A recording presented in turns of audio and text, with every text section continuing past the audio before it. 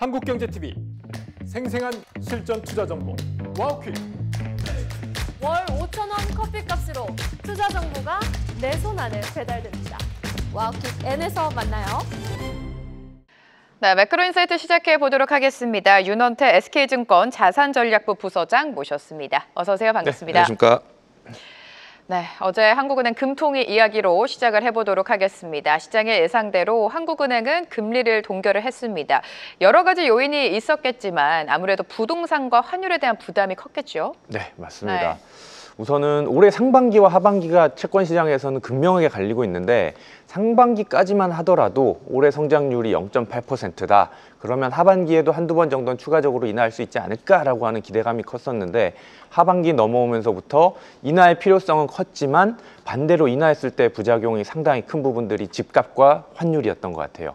집값은 6.27부터 시작해서 지금 10월 15일까지 계속해서 규제 대책이 나오고 있지만 집값은 여전히 상승을 하고 있는 상황이고요. 환율 같은 경우에는 이제 1,370원대까지 올랐다가 지금은 조금 내려서 60원대를 보이고 있지만 1,470원대까지 올랐다가 네. 이 정도 환율이면은 한국은행 입장에서는 인하하기에는 상당히 큰 걸림돌로 작용하고 있다라고 생각을 하고 있고요. 여기에 더해서 지금은 이제 물가까지도 안 잡히고 있습니다. 10월 소비자 물가 지수가 2.4%로 나왔는데 한국은행의 목표 물가가 2.0인 걸 감안한다라면 인플레이션에 대한 압력 부담이 상당히 높아진 상황이고요. 앞으로도 지금 환율이 이렇게 고환율로 간다라면 수입 물가에 대한 부담 또는 지금 이제 연말이 되면 또 소비 시즌이기 때문에 연말 소비 물가에 대한 인플레이션 부담 상당히 커질 수 있다라고 생각을 하고 있고요. 한국은행 입장에서는 이제 네. 인하가 상당히 어려운 환경이 되지 않았나라고 생각이 됩니다. 앞으로의 금리 인하는 좀 어려워진 상황이다라고 언급을 해주셨습니다. 이번 금통위에서 수정 경제 전망도 발표가 됐습니다. 올해 그리고 내년도 경제 성장률이 상향 조정이 됐는데 이제 수치를 보면 글로벌 IB가 전망해 놓은 거의 하단 수준이거든요. 어떻게 보셨습니까? 우선은 지난번 전망치가 내년 전망치가 1.6이었었는데 이번에 수정이 돼서 1.8로 상향 조정이 됐습니다. 다만 말씀해 주신 대로 글로벌 주요 IB들의 전망치는 한 1.8에서 2.2까지 전망치를 내고 있는데 가장 하단에 보수적으로 지금 전망을 내고 있는 상황이고요. 한국은행은 과거에도 항상 가장 보수적인 전망치를 내긴 했었습니다. 특히나 상향 조정을 할 때는 좀 더 보수적으로 보고 있고요. 하향 조정을 할 때는 조금 더 하단을 깊게 잡는 네. 그런 성향이 있는 상황이기 때문에 한국은행이 일반적으로 이렇게 된다라고 보시면 좋을 것 같고요. 문제는 어제 수정 경제 전망에서 내년 성장률도 상향 조정을 했지만 물가 전망도 상향 조정을 했습니다. 원래 내년 물가 목표치가 전망치가 1.9%였었는데 2.1%로 상향 조정을 했고요. 앞서 말씀드린 대로 물가에 대한 부담이 상당히 높아진 구간이 아닐까라고 생각을 하고 있고요. 성장률 같은 경우에도 1.8%인데 사실 시장에서 내다보는 전망치는 이거보다 더 높을 것으로 생각을 하고 있고요. 한국은행은 아직까지 그 건설 경기에 대해서는 보수적으로 접근하고 있는데 내년에 건설 경기마저 좋아진다라면 그거보다 상향폭은 더 커질 수 있다라고 생각이 됩니다. 네, 앞서서도 체크해 주셨지만 한국은행이 금리 인하는 앞으로 좀 어려울 것이다. 계속해서 동결 사이클이 이어갈 것이다라는 말씀을 해 주셨습니다. 최근에 환율이 계속해서 높지 않습니까? 수출주 입장에서는 호재지만 아무래도 수입 물가가 높아지면 물가 목표치를 상회하는 결과가 나오지 않을까 이런 우려가 있습니다. 이렇게 된다면 금리 인하는 당연히 물 건너갔고 금리 인상 이야기까지 나오고 있는데 이 부분 어떻게 보셨어요? 어제 금통이 끝나고 나서 시장 금리가 지금 또 발작을 해서 올해 연고점을 어제 또 갱신을 하고 있고 오늘 더 오르고 있거든요. 네. 시장의 반응은 결국에는 이제 인하가 없다, 물 건너갔다라는 결론이 난 거고요. 얼마 전에 이제 총재님이 블룸버그와의 인터뷰에서 인하 사이클 종료와 함께 인상에 대한 가능성을 언급하자마자 이 발작이 시작된 것 같은데 어제 금통위에서도 사실은 총재님이 말했던 게 이번 금통위에서 인상에 대한 논의는 하나도 된 게 없다라고 밝혀줬습니다. 제가 생각하기에도 인상 가능성은 제한적으로 보고 있는데 시장에서는 우선 인하에 대한 기대감이 완전히 사라졌다라는 부분, 특히나 얼마 전에 총재의 블벅 인터뷰에서 그 금리 발작이 네. 나타났고 시장에서는 조금 달래기성 멘트가 나오지 않을까라고 기대를 했는데 역시 차가운 남자였습니다. 달래기성 멘트는 없었고요. 결국에는 달래기성 멘트보다는 오히려 매파적인 내년 경제 성장 전망치를 상향하고 물가 목표치도 상향을 하고 이렇게 되다 보니까 시장에서는 이제 인하의 기대감이 완전히 사라진 부분이었던 것 같고요. 포워드 가이던스, 그러니까 앞으로 3개월 뒤에 통화 정책에 대해서 총재를 제외한 6명의 전망치를 보면은 그전 같은 경우에는 6명 중 4명이 인하의 필요성을 언급을 했었는데 이번에는 3명 동률이 됐습니다. 통방문을 보더라도 이번에 통방문이 크게 바뀐 부분이 그전에는 인하 기조에 있다라고 돼 있던 부분이 삭제가 됐고 이제 인하 여부를 검토하겠다라고 바뀐 부분이 있고요. 그리고 그전 같은 경우에는 인하 시기를 검토하겠다라고 했는데 이제는 인하 여부라고 해서 인하 시기라는 말은 사실은 우리는 인하 사이클에 있고 앞으로 언젠가는 할 거야 라는 멘트였었는데 이번에는 인하 여부를 결정하겠다라고 바뀌면서 앞으로는 이제 인하 시기보다는 인하의 가능성을 열어놓는 듯한 그런 통방문이었기 때문에 전반적으로는 통방문이라던가 아니면 수정 경제 전망 같은 경우에도 대부분 매파적으로 발표가 되면서 시장에서는 내년 인하 사이클은 이제 거의 종료됐다라고 인식을 하고 있는 상황입니다. 네, 경제 성장률과 물가를 높였고 말씀대로 인하 시기가 아니라 여부를 논하면서 사실상 내년도 금리 인하 가능성은 현저하게 낮아진 수준입니다. 얼마 전 시장이 조정을 받을 때 외국인의 수급 동향을 보면 사실 오늘도 마찬가지입니다. 오늘도 거래소 시장에서 외국인이 지금 1조 넘게 물량을 던지고 있는데요. 자, 이렇게 주식은 매도 스탠스를 강하게 취하고 있지만 채권은 매수를 하고 있습니다. 금리 동결 결정에 따른 국고채 시장 영향은 어떻게 보십니까? 우선 외국인들의 수급은 네. 현물 시장과 선물 시장이 완전히 갈라집니다. 얼마 전에 11월 초만 하더라도 외국인들이 주식도 팔고 채권도 팔 때 외국인들은 채권 현물을 사고 있었고요. 선물을 매도하면서 채권 시장에 영향을 줬었는데 외국인들은 계속해서 국내 채권을 사고 있습니다. 연초 대비해서 지금 한 60조 원 정도 국내 채권 잔고를 늘리고 있는 상황이고요. 국채 시장에서만 보더라도 지금 외국인들의 비중이 연초만 하더라도 23% 정도 잔고를 가지고 있었는데 지금 26%까지 늘려놓은 상황이고요. 제가 생각하기에 외국인들이 왜 이렇게 살까를 생각해 보면 우선 내년 4월부터 세계 채권 지수라고 하는 WGBI 편입이 시작이 되게 되는데 그 부분을 미리 선제적으로 지금 대비하고 있는 상황이 아닐까라고 생각을 하고 있고요. 지금의 흐름이다라면 앞으로도 외국인들은 현물은 계속 살 것으로 생각을 하고 있고요. 다만 그때그때 채권 시장의 흐름에 맞춰서 선물로 매도 포지션을 잡으면서 금리의 변동성을 자아내는 모습들이 이어갈 것 같다라고 생각이 됩니다.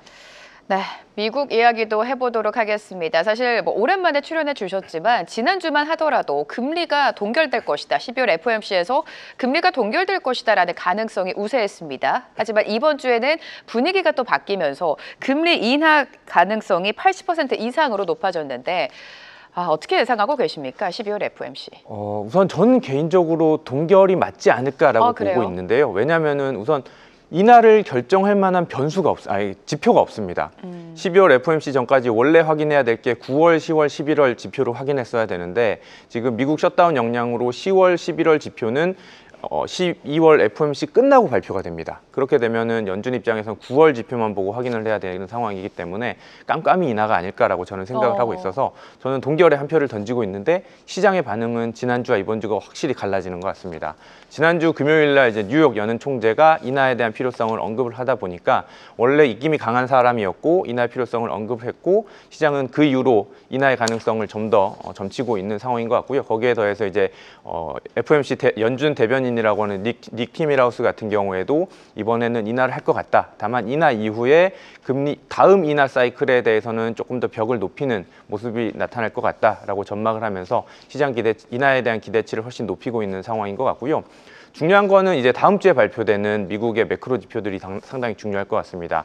다음 주에 발표되는 ADP 민간 고용이라던가 아니면 그 다음에 발표되는 그 PCE 물가 지표 이 부분이 상당히 중요할 것 같고요. 다만 이 PCE 지표 같은 경우에도 사실은 9월 지표입니다. 그렇기 때문에 시의성은 떨어지지만 확인할 수 있는 지표는 이거밖에 없기 때문에 이 부분을 보고 결정할 수밖에 없는 상황이라 지금 시장에서는 기대치가 높아지겠지만 만약에 다음 주에 발표되는 물가 지표라든가 고용 지표가 다시 또 조금은 매파적으로 나오게 된다면 시장은 또다시 색깔이 변할 가능성 있다라고 생각을 하고 있고요. 다만 이제 이번 주에 그 인하 강세론이 더 적용이 되는 부분은 이번 주에 발표됐던 매크로 지표들이 대부분 고용이라던가 소비라던가 부진하게 나오다 보니까 시장에서는 인하에 대한 기대감이 높아지고 있는 상황이다라고 생각을 하고 있고요. 다음 12월 10일 날 FOMC가 있는데 그 전까지도 제가 생각하기에는 변동성이 상당히 큰 모습이지 않을까라고 생각이 됩니다. 네, 셧다운으로 인해서 주요 경제 지표 발표가 계속해서 지연이 되고 있습니다.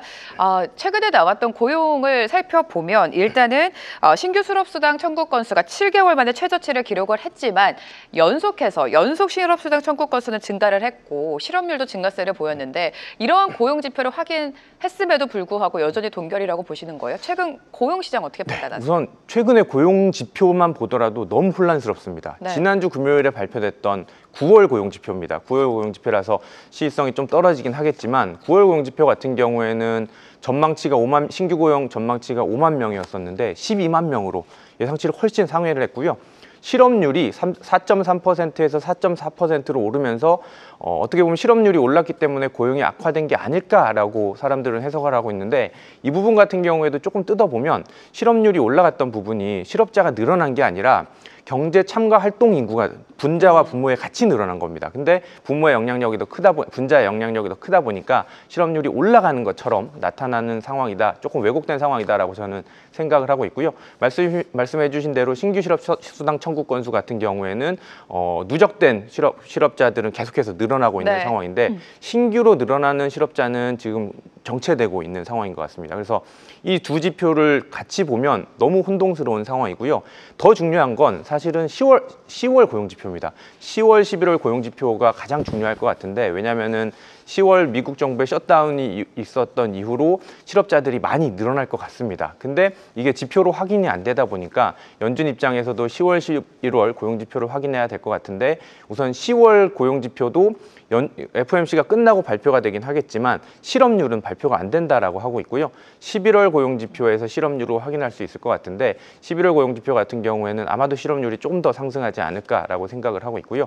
고용 지표 같은 경우에는 앞으로 우리가 마주하게 될 고용 지표들은 악화되는 그림이 나타날 것으로 생각이 되는데 문제는 12월 FOMC 전에는 확인이 어렵다라는 네. 게. 그리고 그다음 우리가 확인할 수 있는 건 ADP 민간 고용 지표일 것 같은데 ADP 민간 고용 지표는 항상 변동성이 큽니다. 그렇기 때문에 시장에서는 이 부분을 가지고 가늠하기에는 상당히 어려운 환경이지 않을까라고 생각을 하고 있어서 고용 지표를 고용 시장을 확인하기 위해서는 시간이 좀 더 필요하다라고 생각이 됩니다. 앞으로 우리가 확인하게 될 고용 지표는 고용 시장 둔화 시그널이 분명하게 나올 것이다. 하지만 12월 FOMC 전에는 확인하지 못할 거기 때문에 인하가 되더라도 깜깜이 인하가 되지 않을까 이런 말씀을 해주셨고요. 미국의 경기 현황도 좀 살펴보도록 하겠습니다. 그저께였나요? 연준의 베이지북이 발표가 됐는데 K자형 경제 양상을 지적하는 부분이 나왔습니다. 이 부분이 어떤 의미인지가 궁금하고 경제 영향 어떻게 보십니까?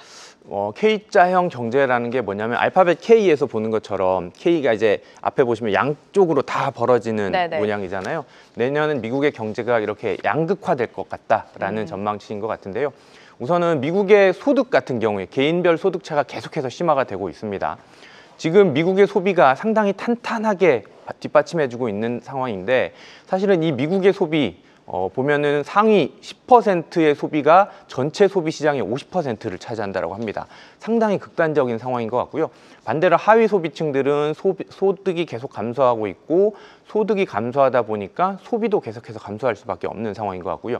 문제는 소비만 줄어들면 되는데 소득이 감소하다 보니까 연체율이 올라가고 있는 게 상당히 큰 부담인 것 같습니다. 신용카드 연체율도 올라가고 있고요. 나머지 지금 은행권의 연체율도 계속해서 상승하고 있는 상황인데 미국 경제 입장에서는 상당히 부담스러운 환경으로 이어지는 상황일 것 같고요. 문제는 개인별 소득 차만의 문제가 아니라 업권, 그러니까 산업별 양극화도 심화되고 있는 상황입니다. 저희가 주가 시장에서도 보더라도 AI, 반도체, 그다음 바이오 이런 업종들은 계속해서 상승 탄력을 받고 있는 반면에 미국의 이제 제조업 기업들, 아니면은 물류 기업들 이런 기업들 같은 경우에는 계속해서 지금 적자 구조가 이어지고 있는 상황이 지속되다 보니까 업권 사이에서도 지금 양극화, K자 경제가 지속될 수밖에 없는 상황이고요. 이런 상황이다라면 사실은 정부 입장에서는 복지 정책이라던가 다양한 산업의 지원 정책을 내서 이 부분을 해소를 해야 될 것 같은데 문제는 미국의 정부가 돈이 없다라는 게 문제입니다. 미국 정부 지금 재정에 대한 불확실성이 계속해서 커지고 있고 재정에 대한 부담 때문에 얼마 전 셧다운의 이유도 사실은 정부에 돈이 없다 보니까 복지를 줄이겠다라고 하는 게 이번 미국 정부의 현안이었고요. 그 부분 때문에 앞으로도 K자 경제에 대한 상황은 더 양극화가 심화되지 않을까라고 생각이 됩니다. 네, 앞으로도 양극화는 심화될 가능성이 있다라고 지적을 해주셨습니다. 하지만 지금 베센트 장관이라든지 헤셋 위원장도 내년도 미국 경제를 두고 굉장한 자신감을 내비치고 있습니다. 사실 지금 미국 경제 중심에 있는 게 AI 산업 아닙니까? AI 버블로는 잊을만 하면 계속해서 부각이 되고 있죠. 최근 오라클의 CDS 프리미엄 상승 그리고 엔비디아 채권 매출 상승도 부담 요인으로 작용하고 있는데 자, 이렇게 빅테크 회사채 발행 그리고 프리미엄 상승에 대해서는 어떤 시각을 갖고 계십니까? 우선은 부담스러운 상황은 맞는 것 같아요. 그리고 이 상황이 어떻게 보면 AI 버블론과 같이 엮이다 보니까 그렇죠, 네. 주가에 대한 부담도 작용하는 것 같고요. 다만 이제 CDS 프리미엄만 놓고 보면 주식시장과 채권시장은 극단적으로 갈려 있는 상황인 것 같고요.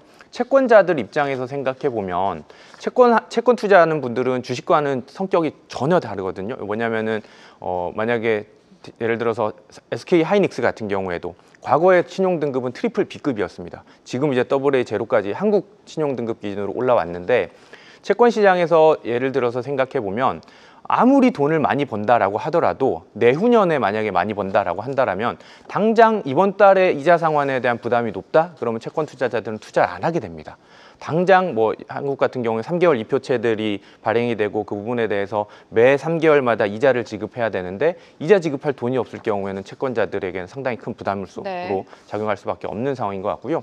특히나 AI 버블론과 투자 부담이 상당히 큰 상황인 것 같습니다. 데이터 센터 하나를 짓는 데만 보통 100억 달러 정도 소요가 되는데 이 부분 때문에 너도 나도 지금 데이터 센터를 짓겠다고 하고 투자에 대한 계획을 발표하고 있지만 사실은 투자 부담은 상당히 큰 부분일 것 같고요.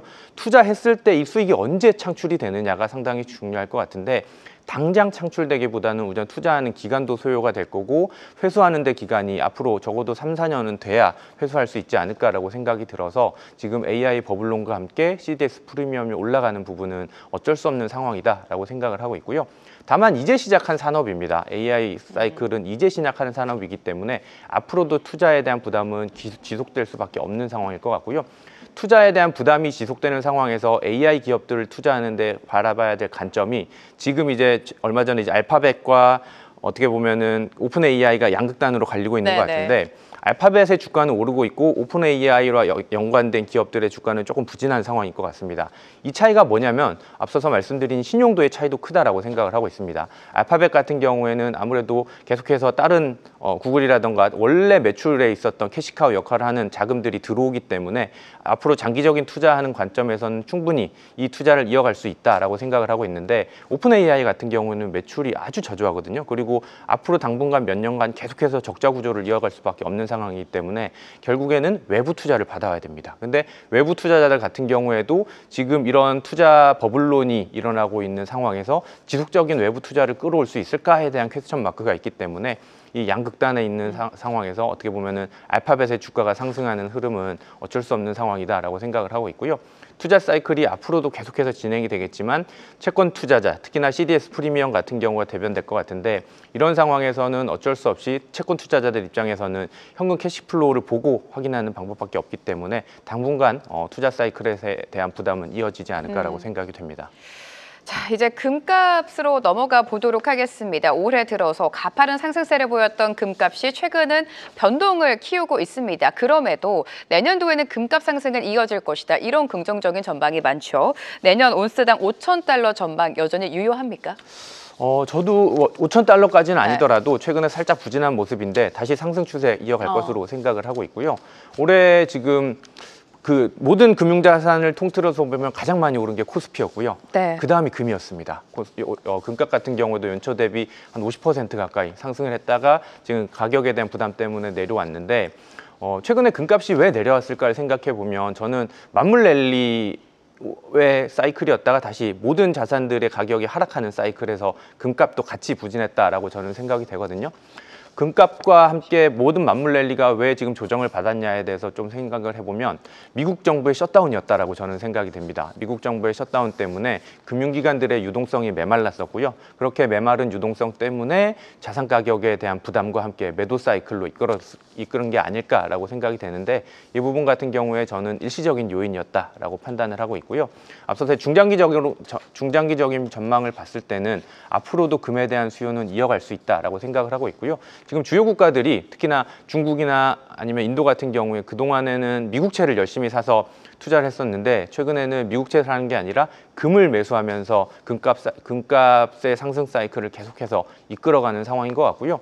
내년에 긴 그림을 본다라면 내년에 큰 이벤트가 하나 있죠. 미국의 중간선거. 네. 그리고 지금 당장 다음 달에 아마 발표될 가능성도 있을 것 같은데 트럼프의 관세 정책이 불법이냐 아니냐 대법원의 판결을 기다리고 있는데 이런 중요한 이벤트를 앞두고 있으면 결국에는 불확실성과 함께 금값은 금에 대한 수요는 더 확대가 될 수 있는 상황이기 때문에 저도 지금 조정을 받았지만 앞으로 금값의 상승 가능성은 더 높다라고 생각이 됩니다. 네, 트럼프 관세에 대한 대법원 판결 그리고 내년에 중간선거까지 여러 가지 불확실성이 있습니다. 이렇게 된다면 금에 대한 수요는 확대될 수밖에 없다. 금값은 다시 상승 추세로 돌아설 것이다. 라고 언급을 해주셨습니다. 자, 자산 배분 전략을 좀 여쭤보도록 할 텐데 미국채에 대한 매력도 인기라고 표현을 해야 될까요? 인기가 과거만 하지 못합니다. 여전히 좀 많은 분들의 시선을 못 받고 있는데 미국채와 함께 앞으로 자산 배분 전략 어떻게 끌고 갈까요? 우선 미국채 인기가 시들한 건 맞는 것 같습니다. 다만 금리는 내려오고 있는 사이클이고요. 올해 연고점 미국채 10년 기준으로 4.5 레벨대에서 저도 이제 매수 기회다라고 말씀드렸었는데 4.0까지 이제 내려온 상황이고요. 12월 같은 경우에 이제 FOMC에 대한 기대가 반반이었다가 또 지금 이번 주 들어서 다시 또 인하 기대감이 높아진 상황이라 금리에 대한 추가 하락 가능성은 있다라고 생각을 하고 있는데요. 단기적인 조정에서는 12월 10일 FOMC 전까지는 변동성이 있을 것 같고요. 내년 긴 그림에서 봤을 때는 여전히 인하 사이클인 유지가 될 것으로 보고 있고 저희 같은 경우에도 내년에 미국 같은 경우에 기준금리 추가적으로 4번 정도는 인하할 수 있지 않을까라고 전망을 하고 있는데요. 그렇게 된다라면 기준금리 인하 사이클 과 함께 미국채 금리도 하락하는 방향으로 갈 건 맞는 것 같습니다. 다만 앞서 말씀드렸다시피 내년에 미국의 중간 선거라던가 아니면 의장 교체라던가 조만간 있을 트럼프의 관세 정책의 불법 여부에 따라서 네네. 금리 변동성이 상당히 커질 것으로 생각을 하고 있고요. 그렇게 된다라면 장단기 스프레드가 상당히 벌어질 것 같습니다. 내년에는. 그래서 오히려 투자를 하게 된다라면 미국채를 투자하셨던 분들이 그동안은 10년물 또는 뭐 그 긴 장기물 위주로 투자를 했다라면 지금부터는 듀레이션을 조금 줄여서 어떻게 보면은 만약에 이 채권 구간에서 금리가 오른다 또는 투자에서 손실이 난다고 하더라도 만기 보유로 가져갈 수 있는 전략들이 더 좋지 않을까라고 생각을 하고 있고요. 그런 관점에서라면 미국채에 대해서는 단기물 위주로 투자하는 게 좀 더 좋지 않을까. 그리고 인하 사이클에서는 사실은 단기물 금리의 하락 가능성이 더 높기 때문에 단기물 또는 KP물이라고 하는 한국 기업들이 달러 표시로 발행한 채권들을 사는 것도 좋은 전략이지 않을까라고 생각이 됩니다. 네, 자산 전략까지 꼼꼼하게 세워주셨습니다. 윤원태 SK증권 자산전략부 부서장과 오늘 이 시간 함께했습니다. 고맙습니다. 네, 감사합니다. 계속해서 다양한 경제 이슈를 알고 싶다면 구독과 좋아요, 알림 설정 부탁드립니다. AI 캐스터 권미정이었습니다.